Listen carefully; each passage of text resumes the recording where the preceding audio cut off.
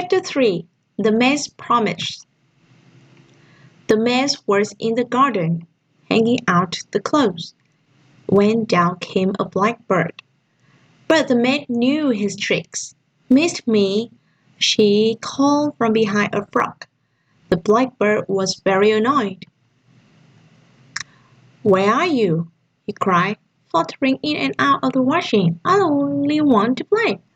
"You don't," said the maid. "You want to peck off my nose. I heard about you from the last maid." The blackbird stopped. At the bottom of the garden, the king was admiring tomatoes. Over in the meadow, the queen was dribbling her football.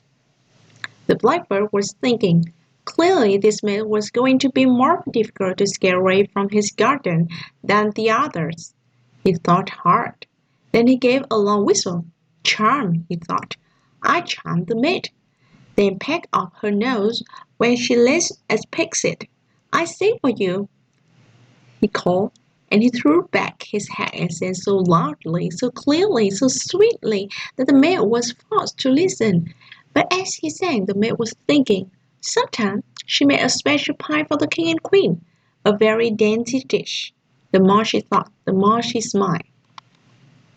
When the blackbird's song came to an end, the maid came out from behind the washing. "It was wonderful," she said. "You are, without doubt, the finest singer I have ever heard." The blackbird's beady eyes glinted. "I hope," he hopped towards her. "In fact," said the maid, "I would say you are the finest singer in the kingdom." "How true," thought the blackbird. He hopped closer. "How would you like to sing for the king and queen?" asked the maid. The blackbird trembled. "What an honor!" "In the palace?" he asked. The maid nodded. "A super time tonight," she said, "but you must do exactly as I tell you." Of course," agreed the blackbird. After all, he could easily wait until the next day to peck off her nose. "Come to the window of the palace kitchen at 7 o'clock," said the maid. "I will. See you later," called the blackbird as he flew away. The maid picked up the empty washing basket. But before she went back inside, she visited all the gardens in the royal grounds, and in each garden she spoke to a number of blackbirds.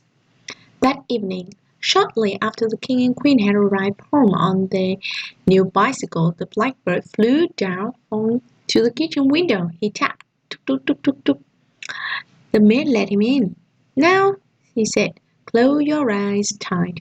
The blackbird obeyed. The maid carried him across the kitchen. Then he was set down somewhere soft.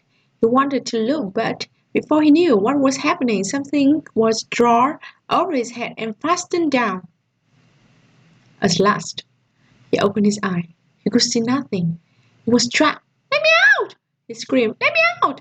"Only if you promise never to peck off my nose," came the maid's voice. The blackbird didn't hesitate. "I promise!" he cried. They all heard. She said, "All the birds in the pie with you." They heard you promise. "But you promised I could sing for the king and queen," said the blackbird. "And so you saw," said the maid. At supper time, when the pie was opened, 24 blackbirds flew out with such a torrent of song that the king and queen clapped their hands with delight. And they couldn't help noticing but one blackbird sang more loudly, more clearly, and more sweetly than all the rest.